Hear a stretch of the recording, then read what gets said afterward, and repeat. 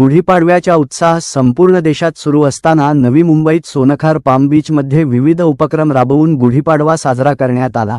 यावेळी नवी मुंबई महापालिकेचे उपमहापौर दशरथ भगत यांनी नवी मुंबईतील नागरिकांना नवीन वर्षाच्या शुभेच्छा देताना चांगले आणि समाजोपयोगी प्रशासन देण्याचा मानस बोलून दाखवला।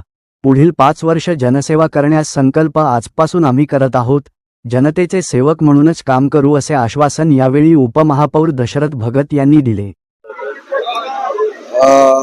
आज ह्या ठिकाणी सोनखार पाम बीच इथे ह्या ठिकाणी गुढीपाडवा उत्सव या ठिकाणी साजरा होत आहे आणि याचा आम्हाला आनंद आहे। नवी मुंबईच्या तमाम नागरिकांना नववर्षाच्या हार्दिक शुभेच्छा।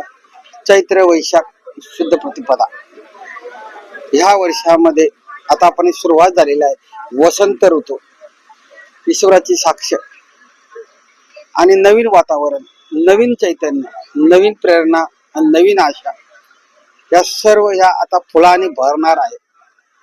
या सृष्टीमध्ये एक नवीन पालवी फुटणार आहे, एक नवीन आशेची पालवी। या वातावरणामध्ये उत्तम बदल होणार आहे। ती फुलं लागणार आहेत, त्या फुलांना फळं लागणार आहेत आणि त्याचा आस्वाद आणि आनंद आम्ही घेणार आहोत। आज ह्या ठिकाणी ईश्वरचरणी प्रार्थना आहे, या नववर्ष दिनानिमित्त आपला सर्व ह्या जगतातील मानव जातीला शांती मिळावी आणि समृद्धी मिळावी। आणि ह्या जगामध्ये विविध ठिकाणी युद्ध चालू आहे, मानवाची हानी होत आहे, वित्त हानी होत आहे, मालमत्ता हानी होत आहे आणि ही जी विध्वंसक जी काही दुष्ट प्रवृत्ती किंवा एक चढाओढ, मग व्यापारी चढाओढ असेल किंवा वैचारिक चढाओढ असेल, ज्यातून ज्या अनिष्ट गोष्टी घडत आहेत जगामध्ये आणि ह्या युद्धाची झळ पूर्ण जगातील मानव जातीवर, या वातावरणावर, या पर्यावरणावर आणि या सृष्टीवर होत आहे, ही थांबावी। आज ह्या दिनानिमित्त ईश्वरचरणी हीच प्रार्थना आहे। जसं भारत देश, या भारत देशामध्ये आज पूर्ण शांतता आहे। देशाचे प्रधानमंत्री नरेंद्र मोदीजी, महाराष्ट्राचे मुख्यमंत्री माननीय देवेंद्र भाऊ, त्याचप्रमाणे महाराष्ट्राचे मुख्यमंत्री देवेंद्र फडणवीसजी आणि वनमंत्री, या नवी मुंबईचे शिल्पकार, पालक आणि कुटुंब प्रमुख माननीय श्री गणेशजी नाईक साहेब, आज ह्या ठिकाणी यांच्या सर्वांच्या नेतृत्वात देशामध्ये अति शांतता, नीरव शांतता आहे। भले आज या ठिकाणी जगावर युद्धाचं सावट असल्यामुळे जी ऊर्जेचे स्रोत, ची पुरवठा कमी होत आहे, परंतु देशाचे खंबीर नेतृत्व आणि जागतिक विचार आणि जागतिक नेतृत्व म्हणून या ठिकाणी आम्हाला उल्लेख करायला जरूर वाटेल। आणि ते देशाचे प्रधानमंत्री नरेंद्र मोदीजी, ही जी त्यांच्या माध्यमातून ऊर्जेची जी कमतरता ते भासून देणार नाही।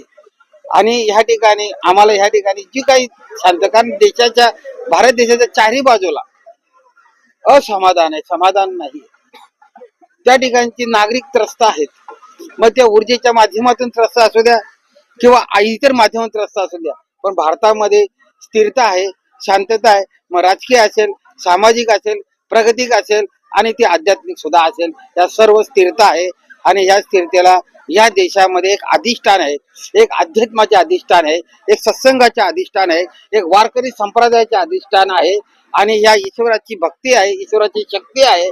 आणि हा जो दिवस आज आम्ही साजरा करतो, यामध्ये सद्भावना आहेत, श्रद्धा आहेत, अपेक्षा आहेत। म्हणून या सर्व तुम्ही आमची भक्ती आहे की ह्या देशामध्ये या देशामधले जो काही नागरिक आहेत, सद्भावनेने या देशाला शांतता ठेवण्यासाठी, समृद्धी नेण्यासाठी आणि जगाला शांतता देण्यासाठी, जगाला समृद्धी देण्यासाठी ह्या आम्ही सर्वजण ईश्वरचरणी प्रार्थना करतोय। आणि सर्व नागरिकांना, तमाम नागरिकांना, तमाम जगातील नागरिकांना, सर्वांना ह्या गुढीपाडव्याच्या हार्दिक शुभेच्छा, लाख शुभेच्छा।